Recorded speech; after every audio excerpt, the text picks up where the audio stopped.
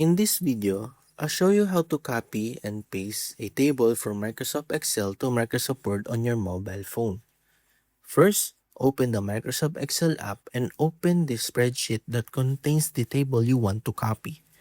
Next, tap and hold on a cell, then drag the selection handle to highlight the entire table. Once the table is selected, tap Copy from the menu. Now, open the Microsoft Word app and open the document where you want to insert the table. Tap on the page where you want the table to appear. Then tap Paste when the option pops up. Word will insert the copied table in your document while keeping most of the original formatting. If needed, you can adjust the table size or edit the text after pasting.